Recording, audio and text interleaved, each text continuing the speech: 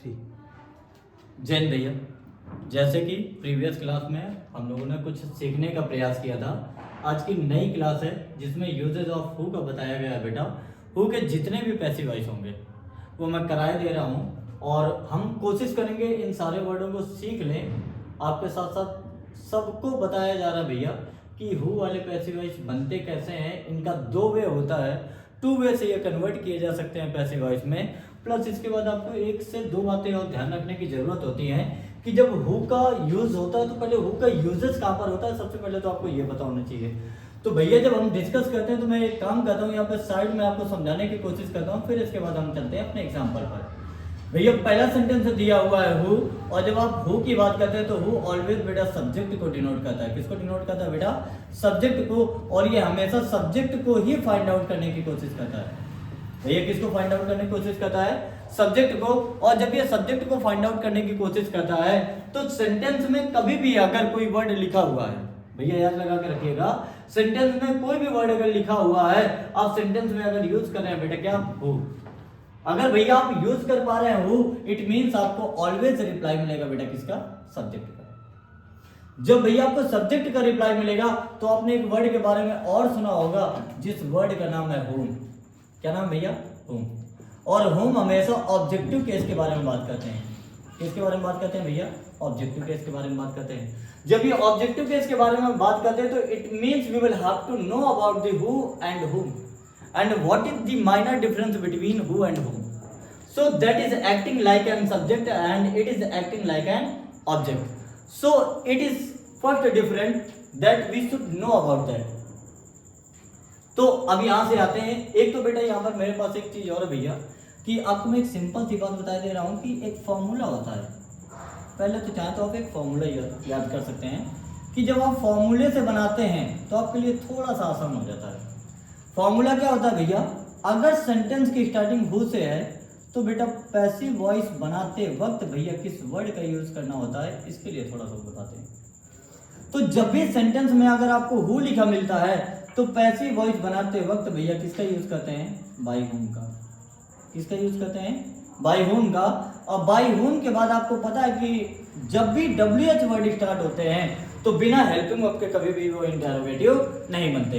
तो इंटेरोगेटिव बनाने के लिए हमको क्या लगाना पड़ेगा भैया? Helping verb. और हेल्पिंग वर्ब जब लगा दिए तो ऑब्जेक्ट वाले को हमको सब्जेक्ट बनाना पड़ेगा, तो भैया क्या लिख देंगे? सब्जेक्ट। और आपको पता है कि पैसिव वॉइस में ऑलवेज कौन सी फॉर्म लगती है भैया? वर्ब की थर्ड फॉर्म। ये V3 का मतलब है वर्ब की थर्ड फॉर्म। तो अगर बाय हुम से बनाने का प्रयास करेंगे तो पहला आप सेंटेंस और एग्जांपल देखिए क्या लिखा है? Who calls you. अगर मैं बात करूं तो यहां पर लिखा है कॉल्स, बुलाने का काम किया है। बुलाने का काम किसने किया भैया? हु ने। बुलाया जा रहा है, किसको बुलाया जा रहा है? तो आपने कहा सर यू को बुलाया जा रहा है। जैसे आपने बताया कि भैया अगर यू को बुलाया जा रहा है इट मींस ये जो यू है ऑब्जेक्ट है और जो हु है क्या है भैया? सब्जेक्ट है। दूसरी बात, एक बात और होती है कि वर्ब के जो बाद लिखा होता है भैया वो ऑब्जेक्ट या अदर वर्ड कंसीडर किया जाता है। प्लस इसके बाद जब आप हु की बात करते हैं तो हु मैंने पहले ही बताया कि सब्जेक्टिव केस होता है। तो हु वाले सेंटेंस को पैसिव वॉइस बनाते वक्त ऑलवेज आपको याद लगा के रखना है, या फॉर्मूला याद लगा के रखना है कि भैया ये किससे बनते हैं? बाय हुम से। किससे बनते हैं? बाय हुम से। जब आपने सेंटेंस में हु का क्या कर दिया भैया? बाय हुम, तो आपको पता है कि कहीं ना कहीं सेंटेंस अगर बाय हुम लग गया है तो अब हमको हेल्पिंग वर्ब लगाना पड़ेगा, क्योंकि जब तक हम हेल्पिंग वर्ब नहीं लगाते तब तक सेंटेंस हमारा कभी इंटेरोगेटिव नहीं होता। अगर सेंटेंस की स्टार्टिंग WH से है तो इट मींस हमको हेल्पिंग वर्ब पुट करना पड़ेगा। तो भैया एक वर्ड देख लीजिए, लिखिए यहाँ पर क्या? कॉल्स। कॉल्स लिखा है। कॉल्स बेटा क्या है? वर्ब है। और जब ये वर्ब है तो वर्ब में कभी भी अगर एस या ES लिखा होता है तो ये वर्ब की फिफ्थ फॉर्म होती है। भैया कौन सी फॉर्म होती है? फिफ्थ फॉर्म होती है।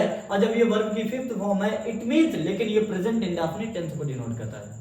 और जब प्रेजेंट इंडेफिनिट टेंस को डिनोट करता है तो आपको पता है कि आपको जाना पड़ेगा किसमें भैया? प्रेजेंट कॉन्टिन्यूअस में। प्रेजेंट कॉन्टिन्यूअस में अगर जाएंगे तो भैया क्या लगा देंगे? आर या तो इज। लेकिन ऑब्जेक्ट को जब सब्जेक्ट बनाएंगे तो यू के अकॉर्डिंग क्या आ जाएगा भैया? Are. By whom are you call का भैया क्या हो जाएगा? कॉल्ड। खत्म हो गया। अगला एग्जांपल आपने देखा हु टीचेस यू इंग्लिश। पहले एग्जांपल आपने देखा हु कॉल्स यू।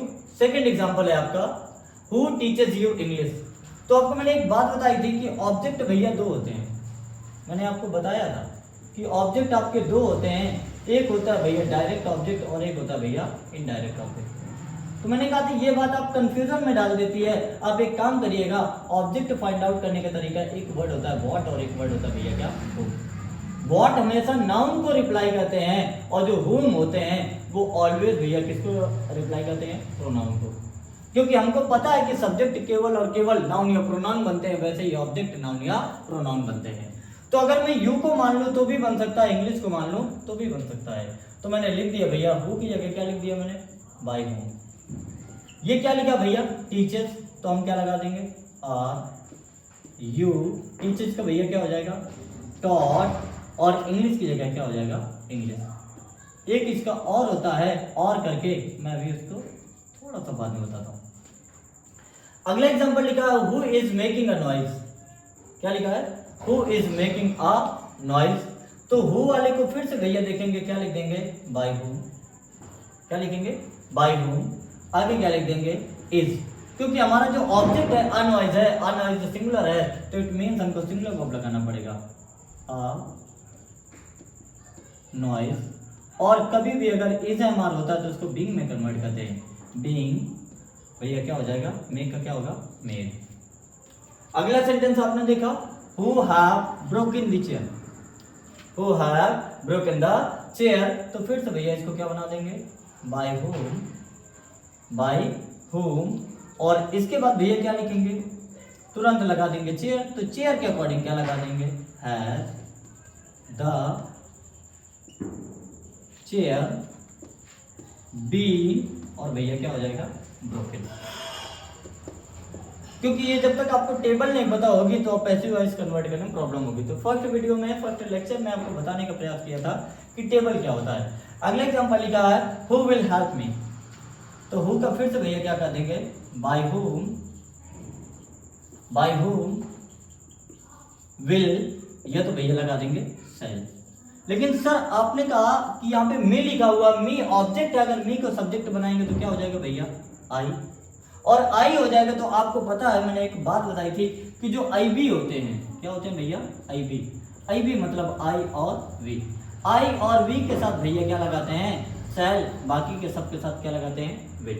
तो इसका मतलब है आई के अकॉर्डिंग यहाँ पे सेल हो जाएगा, विल क्या हो जाएगा भैया, रॉन्ग।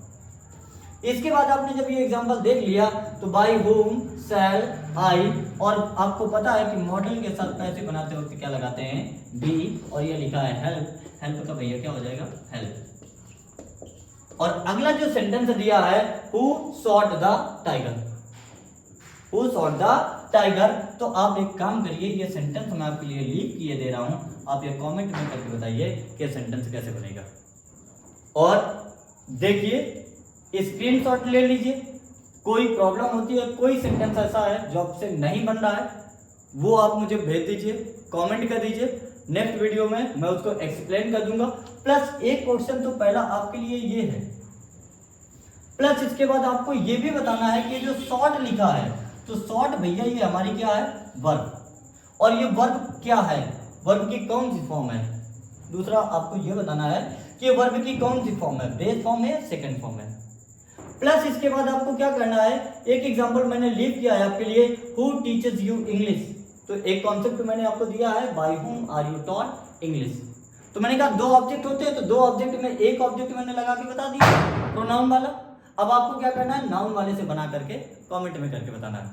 सो कृपया करके बेटा आप इस वीडियो को देखें, और अगर कोई डाउट होता है तो बताएं।